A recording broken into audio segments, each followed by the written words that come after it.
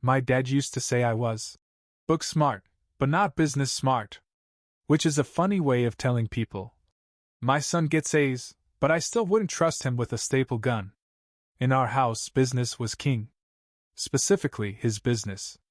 Henderson Tools, a regional supplier of industrial-grade equipment, and one of the few remaining things my dad loved more than Fox News and medium-rare steak. I grew up playing hide-and-seek in the warehouse, using paint stirrers as lightsabers, and watching him hold court in the break room like he was the CEO of Earth. And yet, somehow, I always felt like the intern of the family. Colin, my older brother, was the heir apparent. Voted most likely to franchise his personality. In high school, he started shadowing Dad in middle school, wore polos unironically by 14, and once brought a printed resume to Thanksgiving dinner. Just to practice. Me? I liked computers. I built websites. I edited videos. I even ran a small YouTube channel in college where I explained finance in dumbed-down skits with sock puppets. It actually made a little money. But Dad thought it was all cute. Still, I wanted in. I wasn't asking for a handout. I'd worked every summer in his company since I was 16, loading pallets, driving forklifts, inventory sorting. I nearly blew out a disc stacking torque wrenches in the July heat one year, and all I got was a lukewarm attaboy. So when I finally graduated from business school, with honors, by the way, I came to him with a real offer. Dad, I said, standing in the very office where I used to play with paper clips, I want to invest in Henderson Tools. He didn't even blink. Really? He said, eyebrows raised. You? I nodded. I've got about 40 grand from Grandma's inheritance and savings. I've been studying your margins, your retail reach, your lagging e-commerce setup. I want to help grow your digital arm. That's when he laughed. Like open mouth, desk slapping, snort laugh. You're not smart enough for this game. He chuckled, wiping a tear from his eye like I told him a joke instead of offered him equity. Stick to your TikToks or podcasts or whatever. This is a real business. My stomach dropped. He kept going, of course. You can't just buy your way into a company, son. You've got to earn it. Colin earned it. Earned it? The guy who once used the company credit card for a networking weekend in Vegas? But I didn't say that. I just stood there, humiliated, holding my carefully organized pitch binder while my dad sipped his gas station coffee like nothing happened. Sorry, he added, trying to soften it. I just don't see you fitting in here. I nodded slowly. Yeah, I said. I figured. I walked out, past the front desk where Lisa the receptionist gave me a pity smile, and straight to my car. I didn't cry. But I did scream into my steering wheel so loud that a guy in a roofing truck next to me jumped and spilled his Red Bull. That night, I rage-watched 2 seasons of Succession, ate 4 toaster waffles, and stared at my laptop until 3 a.m. I wasn't angry because he said no. I was angry because he never even looked. He didn't see the spreadsheets. The projections. The future I had imagined for both of us. But if he thought I wasn't smart enough for his company, maybe I was smart enough for the one next door. I spent the next 48 hours doing what emotionally damaged, business-degreed sons do best, falling down an internet rabbit hole. My search history was pure vengeance fuel. How to crush your father legally. Can a family business die of embarrassment? Tool industry market share trends 2022. Difference between wrench and ratchet, asking for a friend. But really, I was looking for one thing, leverage. That's when I stumbled across Ironhawk Supply Company. They were the Pepsi to my dad's crusty, flat, off-brand cola. Clean branding. Snappy tagline, precision for professionals. And their website? Bro. Their website didn't just function, it purred. Search bar. Live chat. Mobile optimized. It felt like Amazon and IKEA had a baby and gave it an MBA. I knew of Ironhawk, Dad complained about them often. Cheap junk, he'd growl. All marketing, no backbone. Which was ironic, considering his last marketing strategy was putting an American flag GIF on the homepage and calling it a rebrand. So I started digging deeper. Turns out, Irehawk wasn't junk. Their quality ratings were higher than Henderson's. They had warehouse automation, real-time inventory tracking, custom order dashboards for small contractors. Meanwhile, my dad was still handwriting delivery notes in cursive. So I made a spreadsheet. A big one. With tabs, trend lines, financials, and even a mood board because I was feeling dramatic. And at 2:14 a.m. on a Tuesday, I came to one conclusion. These guys were gonna eat my dad alive. And I wanted a seat at the table when it happened. I called my bank the next morning and did what Dad thought I wasn't smart enough to do. I invested $37,000 in Irehawk shares. The other $3,000 went to rent and a revenge haircut I immediately regretted. I told no one. Not even my group chat. Just me, my laptop, and a seething need to prove a point without ever having to raise my voice. And then I waited. Watched every earnings call. Read every shareholder letter. I even joined their Reddit thread. Yes, Irehawk had a subreddit. It had 7 members, including one guy named Chuck who posted blurry photos of hex keys. But I read every post like it was sacred text. And then one day, out of nowhere, I saw this reply under a customer complaint. Thanks for the feedback. We're building out a better UX for order tracking now. Want to beta test it? DM me. Masson, Irehawk COO. I froze. Their COO was in the thread? I clicked his profile. Verified. I had a window. So I slid into his DMs the nerdiest way possible. Hey Mason, longtime customer and shareholder. I actually built a mock redesign for your dashboard last month for fun. Mind if I send it over? Fun. I said. For fun. Like I wasn't secretly planning my father's commercial downfall and a spreadsheet-themed revenge arc. Mason replied within a day. Shoot it over. Always love feedback from people who actually use the tools. So I did. Sent the PDF, the prototype link, even a Google Doc explaining the logic behind the design. I expected a polite thanks and a corporate brush-off. Instead, he replied 40 minutes later with, You ever thought about consulting? I stared at that message for a solid 5 minutes. Then I stood up and did the least cool celebration dance of all time.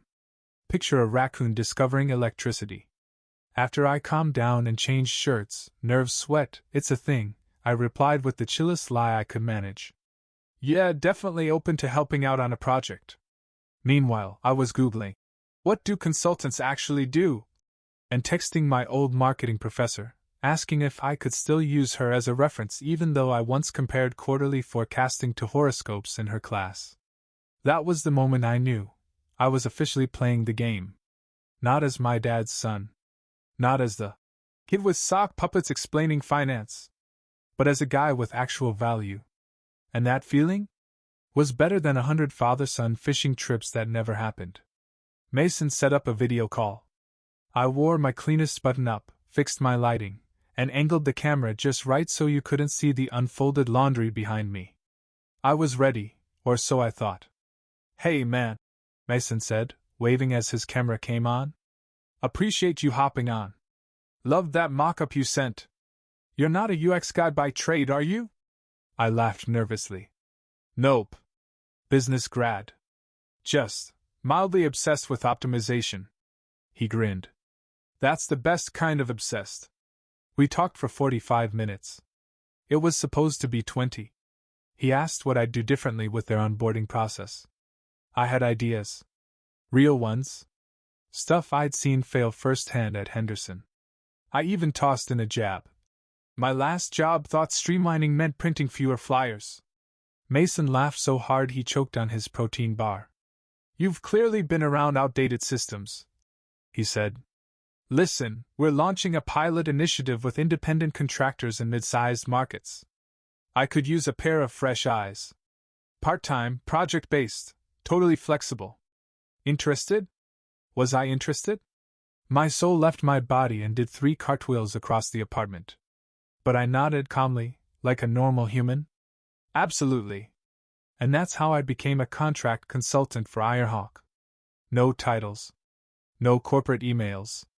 Just access to the sandbox, a small paycheck, and a seat, even if virtual, at the table. I wasn't in the big meetings yet, but I was CC'd on stuff.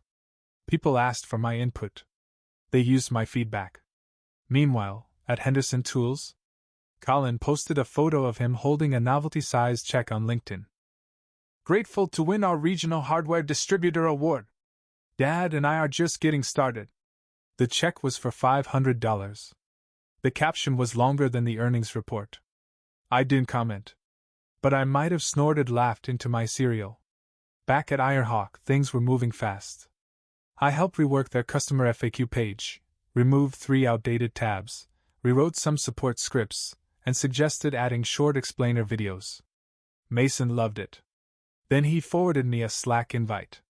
"You're on the extended ops team now," he wrote. "Don't get overwhelmed. Everyone's just as weird as you." The Slack channels were pure startup chaos. #OpsGoblins. #WrenchMemes. #Ideas No Judgment, which absolutely did judge. But I loved it. It felt like the digital version of what I'd always wanted growing up. A team that didn't care about your last name, just whether you showed up with ideas and didn't suck to work with. And I did show up. Every single call. Every feedback loop. Every Friday wrap-up doc. Sometimes I stayed up until 1 a.m., reworking a chart just because something felt off. I wasn't being paid enough to care this much, which is exactly how I knew it mattered to me. My dad still didn't know. Nobody at Henderson did. They were busy planning a modernization campaign, which, as I later found out, consisted of replacing their email domain with one that had pro in it. I kept quiet. Let them keep laughing. I was building something better. Not with them. Not against them. But in spite of them. The first time I noticed Henderson Tools was struggling, it came in the form of a company-wide email, accidentally forwarded to my personal inbox. "Thanks, Lisa from reception." Subject line: "Urgent, client portal down again. Fix this before our dealers riot." The message thread was a full meltdown. Distributors couldn't access order history. Payment systems were lagging. Someone named Glenn accidentally deleted a regional pricing file and tried to fix it by faxing an apology. Faxing. In 2024. I stared at the screen, blinking, as Colin replied all with, "Let's not overreact. It's just growing pains." Sure. Like when your appendix bursts. At Ironhawk, meanwhile, our ops team was rolling out a beta version of the contractor dashboard, one I had helped sketch out. Mason called it quietly elegant. I called it the thing that's going to eat Henderson alive, and smiled doing it. And it was working. Feedback from contractors was glowing. Order times dropped. Repeat sales climbed. Ironhawk's socials buzzed with unsolicited praise. Back at Henderson? Dad had posted a blurry photo on Facebook with the caption, "Proud to be old school in a digital world." The comment section included 3 cousins and a guy named Larry who thought he was on Yelp. 1 week later, Ironhawk held a regional demo event in my dad's backyard, not literally, but close enough. Mid-sized city, 5 miles from Henderson's HQ, where Ironhawk set up a flashy tent with product displays, a VR demo, and an actual espresso cart. I attended. Quietly. Baseball cap, sunglasses, hoodie, Loki disguise or nervous breakdown couture, take your pick. But I needed to be there. Because halfway through the event, a familiar voice cut through the crowd. "What's this?" my dad muttered, walking past the espresso bar like it personally offended him. "Gimmicks." Flash. "This isn't business, it's a circus." Colin followed behind, adjusting his blazer and fake smiling like he was trying to sell you a car and gaslight you at the same time. I ducked behind the extension cord display and watched them circle the booth like 2 angry hawks that just realized their nest had Wi-Fi. Mason stood near the front, shaking hands with a contractor who once threatened to throw a wrench at my dad for botching a shipment. My dad walked up to him. "Ironhawk, huh? You guys new in town?" Mason smiled that professional shark smile. "Nope. Just scaling." Dad's face twitched. I wanted to frame it. I left before they saw me. Didn't need drama. Just needed the confirmation. And I got it. Back at Ironhawk HQ, Mason dropped into our Slack. Got some visitors from Henderson today. Looked rattled. I replied with a gif of a raccoon eating popcorn. Professionalism, baby. Then came the real shift. Ironhawk's CEO announced plans to expand distribution across our entire state. New warehouse leases. More drivers. Increased inventory support. Guess whose territory that undercut? Henderson's. Suddenly, I wasn't just the new guy with clean graphs. I was a local expert. The guy who could predict Henderson's moves before they made them. The guy who knew their shipping partners, their vendor weaknesses, even the person in charge of warehouse training, shout out to Ron, still uses a clipboard and duct tape. Mason started calling me our secret weapon. I started calling my therapist, because imposter syndrome was loud. But beneath that, I felt good. Like I was finally unlearning the years of being told I wasn't enough. Like maybe, just maybe, I was exactly where I needed to be. And best of all, I wasn't even close to done yet. 3 months after the regional expansion, Ironhawk's quarterly report dropped. The numbers were wild.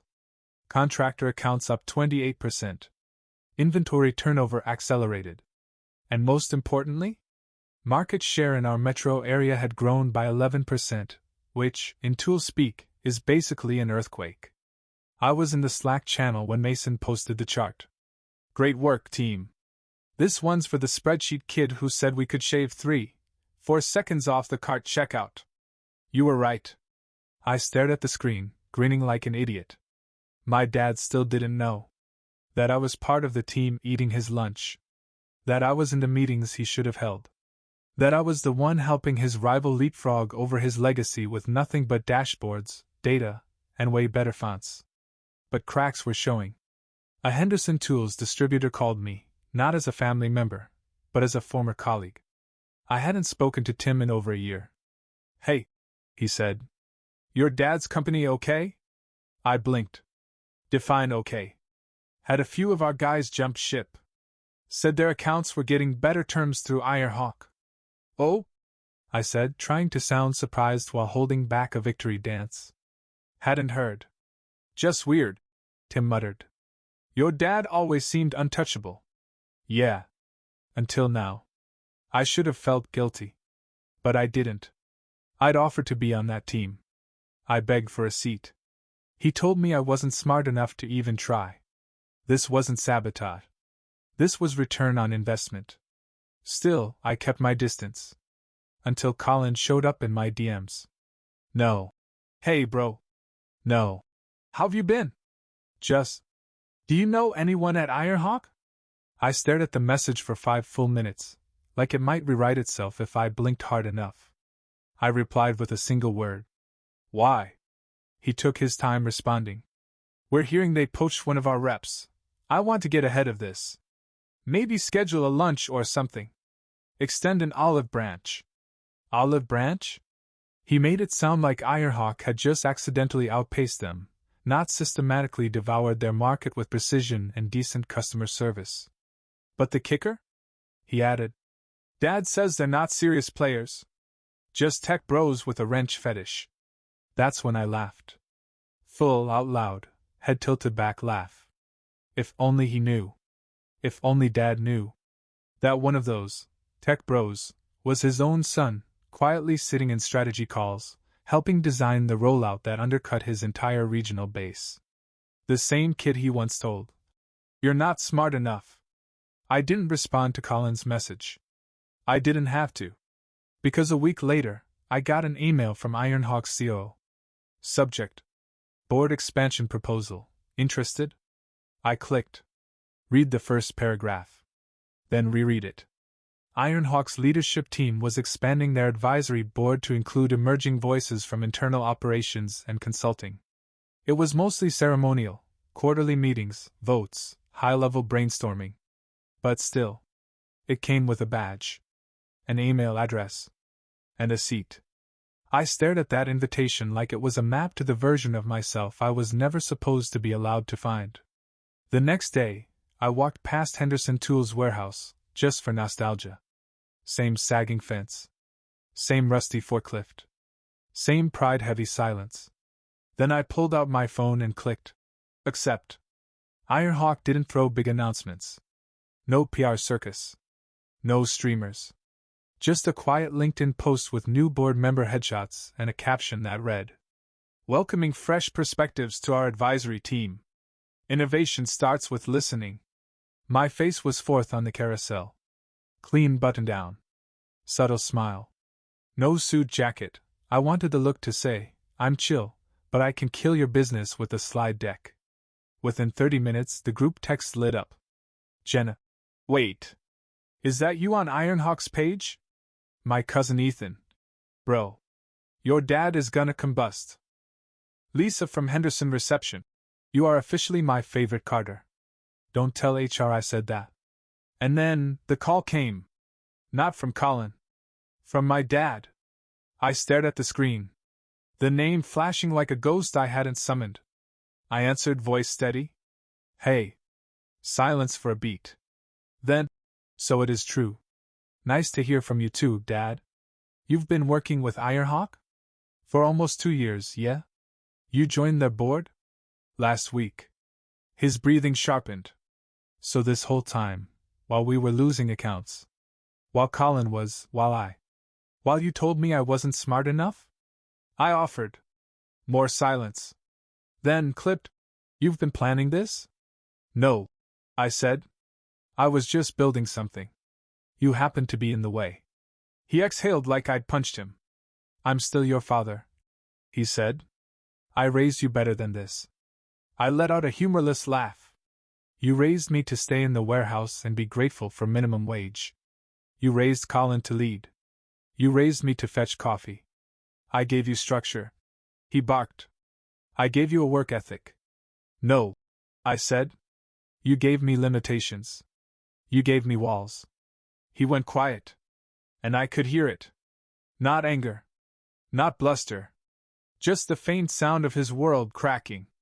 I pressed the edge further. "Do you remember when I was 12 and asked to go with you to that distributor meeting? You told me, this isn't take your kid to work day. Colin got to go the next year. That was different." He muttered. "No, it wasn't. It was the same. You just never saw me as an option. You don't understand legacy." He said again, but it came out smaller this time. Less like a statement. More like a lifeline. "No," I said. "I do understand it. I understand it better than you ever did. That's why I built something that can actually last." "You blindsided me," he said. "You embarrassed this family." I paused, and for a moment, the younger version of me, the kid who once begged to sit at the table, almost apologized. Almost.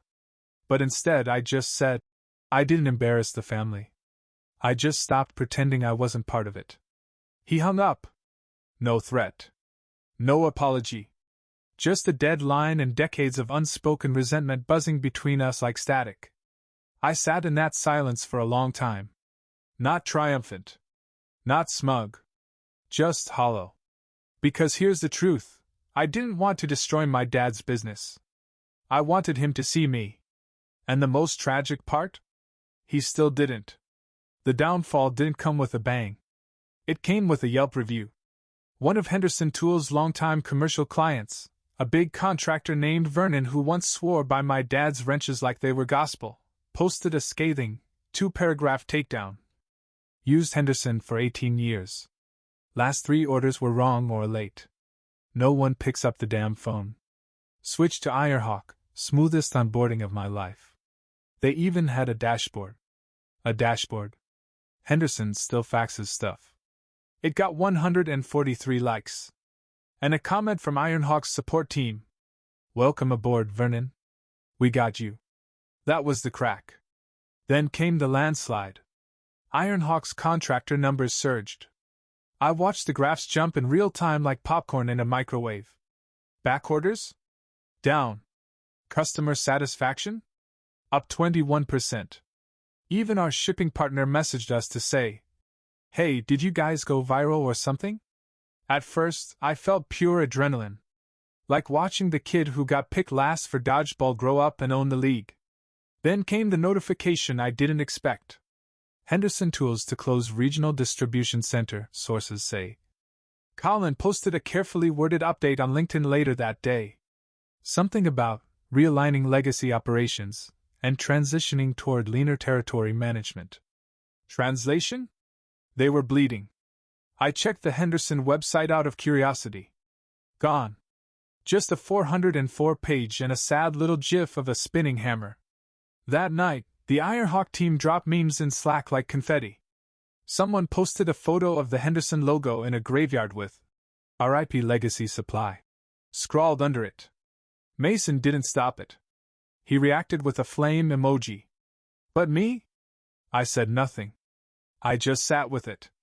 Because even though my revenge arc was now real-life data, it didn't feel like fireworks. It felt like proof that I wasn't crazy, that I was never the problem, that I just needed someone to listen when I had a plan. I thought that would be the end. Until the email came. Subject: we need to talk. From Mom. No greeting. No emoji.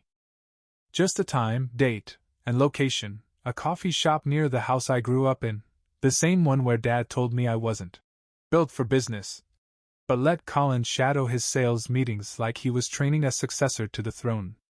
I arrived early. Out of habit, not excitement. I took the corner table, facing the door. Ordered a plain coffee, no cream. They were 5 minutes late, classic, and they arrived dressed like they coordinated their shame. Beige jackets, stiff expressions. They looked like a couple who just got eliminated in the second round of a cooking competition. "Hi, sweetheart," Mom said. Tight smile. Dad gave a nod. The kind you give strangers at the DMV. We sat in silence for 30 seconds too long. Then Mom reached into her bag and pulled out a manila folder. Slid it across the table like a hostage note. I opened it. Inside, a business plan. A proposal. A branding sheet that said Carter Tech Solutions, in Comic Sans, which almost made me flip the table. They were launching a rebrand.